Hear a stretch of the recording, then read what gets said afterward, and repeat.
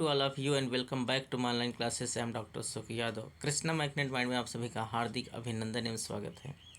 Previous video segments में हम लोगों ने Hardy Weinberg law of genetic equilibrium को बहुत अच्छे से देख लिया था, जिसमें हम लोगों ने ये समझा था कि जब किसी पॉपुलेशन में एलील फ्रिक्वेंसी या जीन फ्रिक्वेंसी तथा जीनोटाइप फ्रिक्वेंसी को कांस्टेंट अगर करना है तो हमको क्या करना पड़ता है, हमको इसमें ये करना पड़ता है कि उस पॉपुलेशन में किसी प्रकार का कोई इवोल्यूशनरी फोर्सेस न जाने पाए।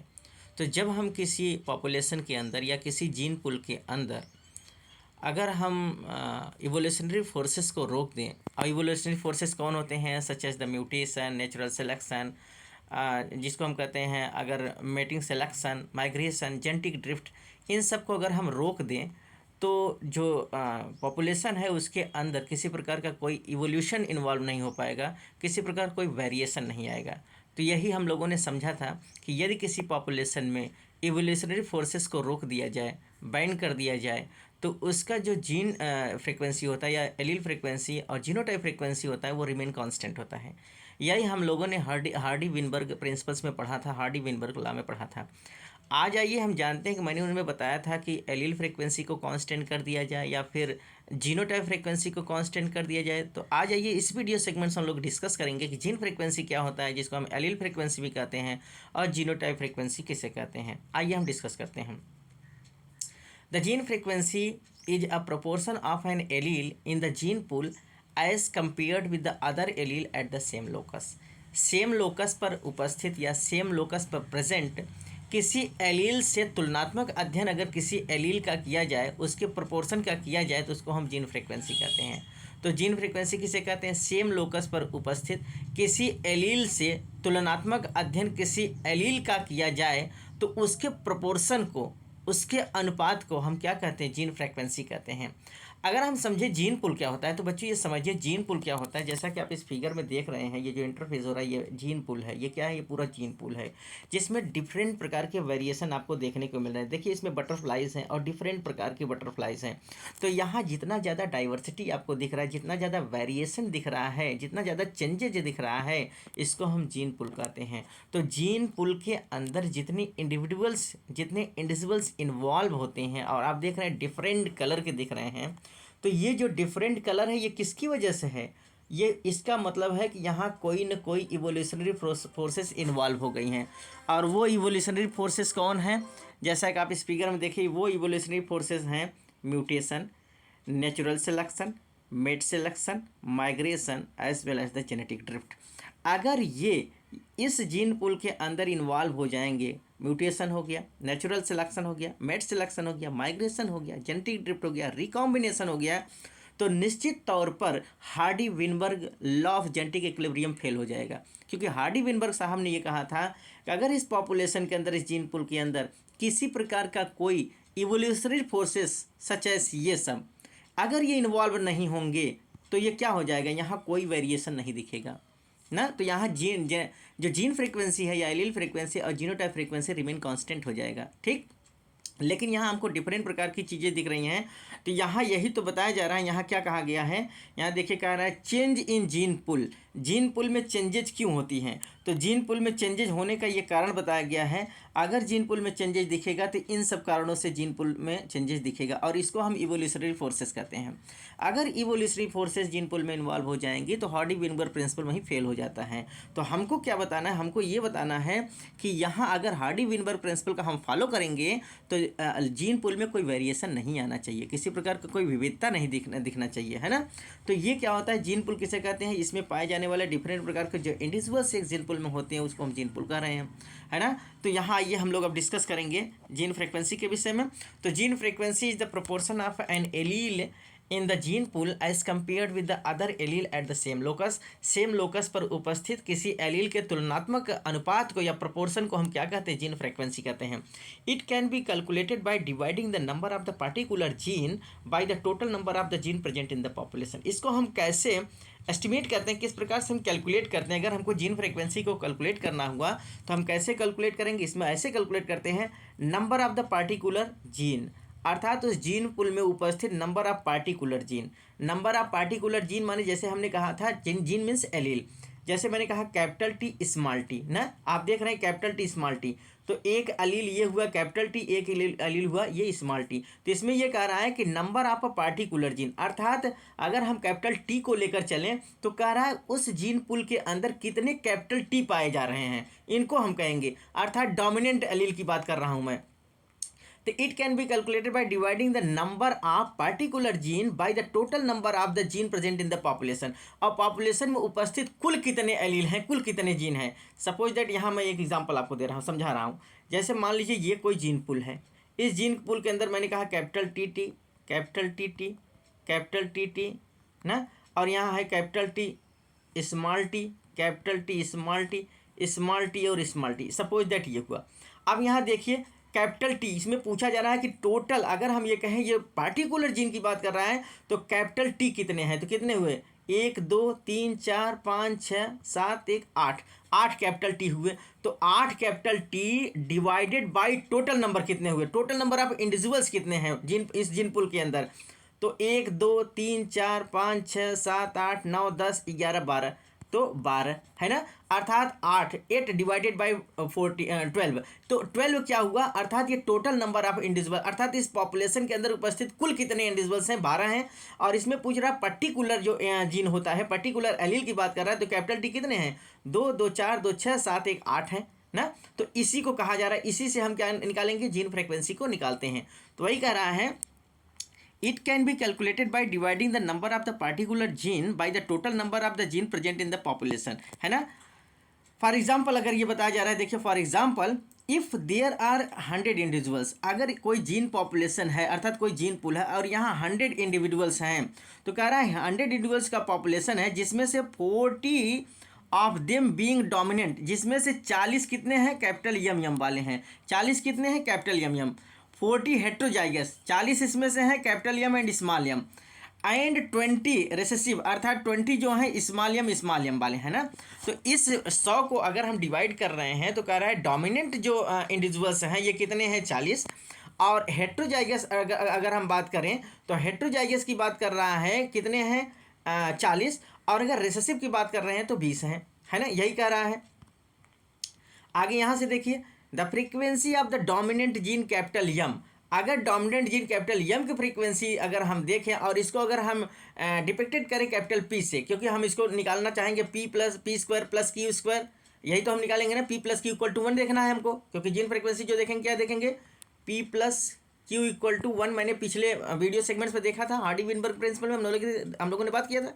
तो आइए देखते हैं the frequency of the dominant gene capital M which is depicted by capital P would be, कितने हो जाएंगे, अर्थात मैंने ये कहा देखिए 40 जो हैं इसमें से कैपिटल एम वाले हैं तो 40 हो गए, इसमें भी तो कैपिटल यम है, तो अर्थात 40 जो हेट्रोजाइगस है तो इसमें से 20 जो होगा वो कैपिटल यम होगा और 20 जो होगा वो स्मॉल यम होगा। तो टोटल यम कितने हो जाएंगे 40 + 20, कितने हो जाएंगे 40 + 20, 40 तो ये डोमिनेंट वाले हैं और हेट्रोजाइगस में 20 यम कैपिटल यम है, तो 40 + 20 इक्वल टू कितना हो जाएगा 60/100, टोटल कितने हैं, टोटल इंडिविजुअल 100 है उस जीन पूल के अंदर। तो इस प्रकार से इनका जो जीन फ्रीक्वेंसी आ जाएगा कितना आएगा 0.6 आएगा, यही तो आ जाना है। एंड आगे देखिए and the frequency of the recessive gene small M denoted by, अगर इसको हम देखें तो स्मॉल यम को हम कैसे डिनोट कर रहे हैं स्मॉल क्यू से, अगर इसकी फ्रीक्वेंसी देखें तो इसका फ्रीक्वेंसी देखिए जो स्मॉल रिसेसिव में है ये 20 है 20 है, और इसमें से हेट्रोजाइगस में से अगर 20 कैपिटल यम है तो 20 क्या होगा स्मॉल यम होगा, तो कितना हो जाएगा 40 + 40 20 + 20 इक्वल टू कितना हो जाएगा 40, 40/100, तो कितना हो जाएगा, इसका अगर हम देखें तो 0.4, अर्थात स्मॉल क्यू की फ्रीक्वेंसी कितनी आ जाएगी 0.4 आ जाएगा। आगे कह रहा है P + Q should always be 1, अगर P + Q को जोड़ देंगे तो कितना होना चाहिए P + Q को जो हार्डी विनबर्ग प्रिंसिपल के अकॉर्डिंग यही है P + Q इक्वल टू 1 होना चाहिए। तो अब देखिए आप जब इसको जोड़ देंगे 0.6 और 0.4 तो कितना हो जाएगा 1 आ जाएगा, यही तो हार्डी विनबर्ग प्रिंसिपल बताता है। तो P + Q should always be 1 and hence when frequency of one gene increases that of the other must decreases, इसमें से ये कह रहा है अगर एक की फ्रीक्वेंसी बढ़ेगी तो एक की घटेगी, डेफिनेटली सी बात है। यहाँ देखिए 0.6 है तो 0.4 है, एक की बढ़ रही है तो एक की घट रही है। और चाहे वो बढ़े या घटे, अगर दोनों को हम ऐड करेंगे तो दोनों का सम कितना आना चाहिए, 1 आना चाहिए। कितना आना चाहिए, 1 आना चाहिए। अर्थात 0.6 प्लस 0.4 इक्वल टू 1 आना चाहिए। ये हार्डी विनबर्ग प्रिंसिपल बताता है कि जीन फ्रीक्वेंसी में क्या देखने को मिला है कि P plus Q equal to कितना होना चाहिए, 1 होना चाहिए। अगर इसमें किसी प्रकार का अगर वहाँ कोई इवोल्यूशनरी प्रोसेस इन्वॉल्व नहीं होंगे तो जीन फ्रीक्वेंसी में क्या आना चाहिए, हार्डी विनबर्ग प्रिंसिपल के according P plus Q equal to 1 आना चाहिए। अगर एक जीन फ्रीक्वेंसी बढ़ेगी तो दूसरी जीन फ्रीक्वेंसी घटेगी, है ना। यही चीज़ इसमें बताया गया है। उम्मीद है ये जीन फ्रीक्वेंसी आपको अच्छे से समझ में आ गया होगा। आइए अगर इसको हम थोड़ा सा यहाँ आपको एग्जाम्पल करके दिखाएं तो देखिए, ये यहाँ देखिए आप, ये है एलील फ्रीक्वेंसी या जीन फ्रीक्वेंसी एक ही होता है। अगर यहाँ हम देखें तो कैपिटल P को देखिए, अर्थात ये फ्रीक्वेंसी आप कैपिटल W, जैसे मैंने बताया ना कि पर्टिकुलर इंडिविजुअल्स को हमको देखना, पर्टिकुलर जीन को देखना है। तो यहाँ देखिए कैपिटल W पूछ रहा है कि कैपिटल W इस पूरे जीन पॉपुलेशन में कितने हैं, इस पूरे पॉपुलेशन में कितने कैपिटल W वाले हैं। तो यहाँ देखिए 2, 2 4, 2 6, 2 8, 2 10, 11, 1 12, 11, सॉरी 1 मिनट फिर से देखिए, 2, 2 4, 2 6, 2 8, 2 10, 2 12, 1 13 कैपिटल W कितने हैं, देखिए 13 अपान टोटल कितने हो गए, 1 2 3 4 5 6 7 8 9 है, तो 9 दूना 18, टोटल एलियल कितने हो गए 18। अर्थात 13 डिवाइडेड बाई 18 कितना हो जाएगा, इनका कितना आ रहा है, अर्थात कैपिटल P आ रहा है 0.72। इसी प्रकार से स्मॉल क्यू की अगर हम बात करें तो स्मॉल क्यू कहाँ है, यहाँ है, सॉरी स्मॉल W कहाँ है, यहाँ है और एक इसमें है। तो टोटल कितने हो जाएंगे, टोटल 5 हो गए, 2 2 4 1 5, फिर 5 अपान टोटल कितने हैं अगर इसमें देखेंगे तो 9 दूना 18, अर्थात 5 डिवाइडेड बाई 18 इक्वल टू कितना आ जाएगा 0.28। अब इन दोनों को जोड़ देंगे अगर तो कितना आना चाहिए, 1 आना चाहिए। यही तो जीन फ्रीक्वेंसी में बताया गया, इसी को हम एलील फ्रीक्वेंसी कहते हैं, है ना। अब देखिए अगर हम जीनोटाइप फ्रीक्वेंसी की बात, जीन फ्रीक्वेंसी के बाद या एलील फ्रीक्वेंसी के बाद हम किसकी बात करेंगे, जीनोटाइप फ्रीक्वेंसी की बात करेंगे।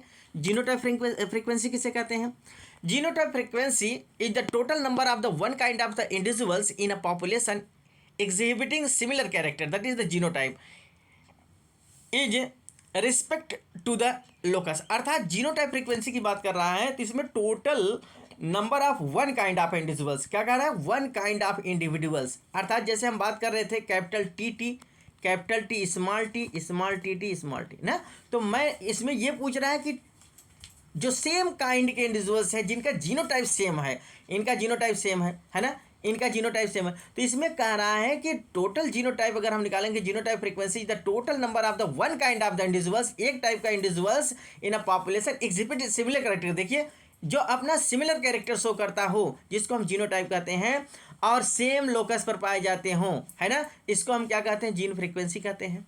It can be determined by the dividing the number of the individuals having one kind of the genotype by the total number of the individuals in the population.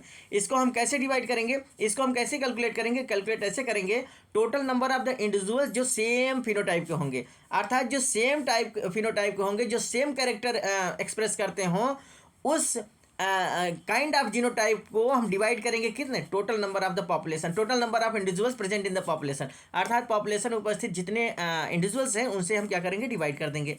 Therefore in the above examples the genotype frequency of the dominant hetero homozygous.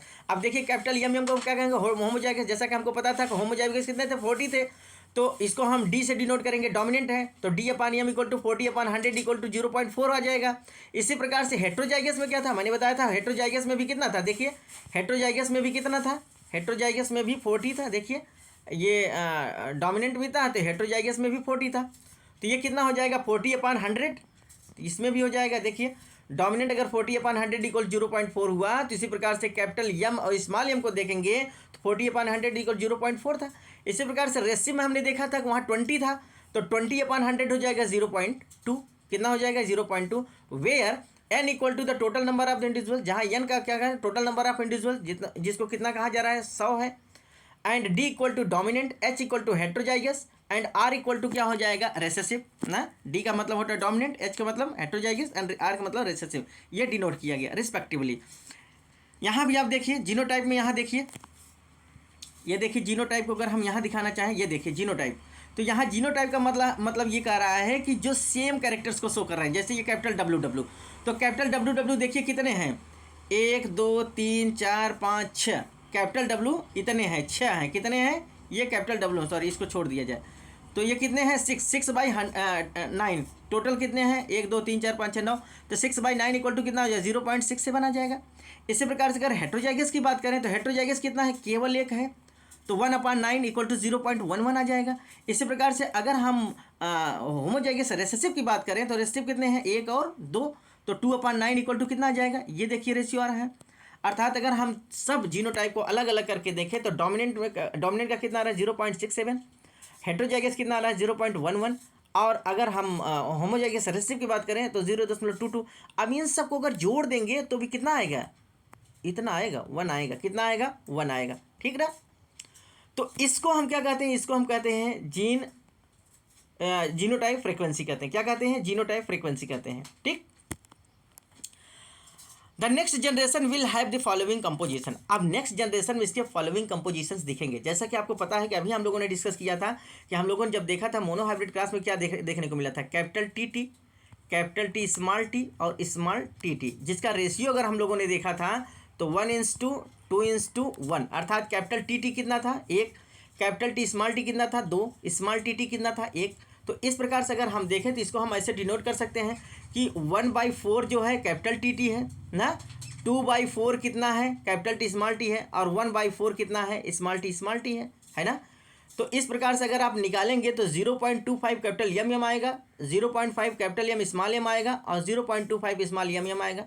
और इसको हम अगर capital M इस प्रकार से देखें तो ये क्या हो जाएगा, कैपिटल यम कैपिटल 1 मतलब एक ये है और 2 ये है, तो यही देखिए 1:2:1 आया है, तो 1 2 एंड 1, तो 1:2:1 हो गया, ठीक। इसी प्रकार से अब आगे अगर हम देखेंगे तो अगर हम यम और यम को 2 यम है, अगर कैपिटल यम और कैपिटल यम है तो इसको हम यम स्क्वायर तो लिख ही सकते हैं, यम स्क्वायर हो गया, ठीक।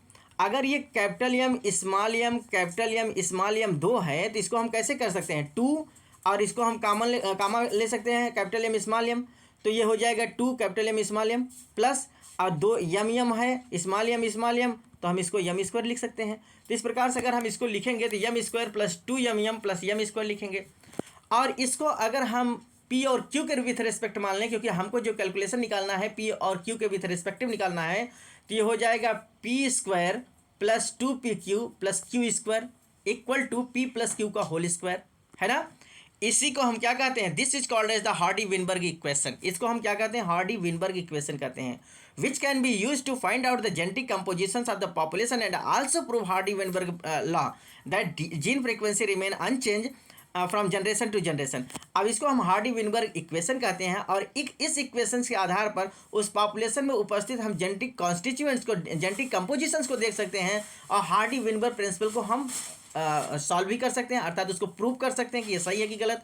प्रूव करने के लिए क्या होगा, p + q = 1 आना चाहिए, अर्थात जब 1 आ जाएगा तो इसका मतलब हार्डी-विनबर्ग प्रिंसिपल सही है ना। तो इस प्रकार से इसको हम लोगों ने बहुत अच्छे से देख लिया है। कल के वीडियो सेगमेंट्स में हम इसी से रिलेटेड अर्थात एलील फ्रीक्वेंसी या जीन फ्रीक्वेंसी और जीनोटाइप फ्रीक्वेंसी से रिलेटेड कुछ एग्जांपल्स कराएंगे, और फिर इसके बाद आपके जो डाउट हैं वो सब क्लियर हो जाएंगे। उम्मीद है आज का ये सेशन आपको बहुत अच्छे से समझ आया होगा। अगर बच्चों ये वीडियो सेशन आपको अच्छे समझ में आए तो कमेंट बॉक्स में जरूर रोक के लिखिए, जिससे हमको ये समझ में आए कि आपको समझ में आ रहा है, ठीक। मिलते हैं बच्चों नेक्स्ट वीडियो में नेक्स्ट सेगमेंट के साथ, तब तक के लिए बच्चों धन्यवाद।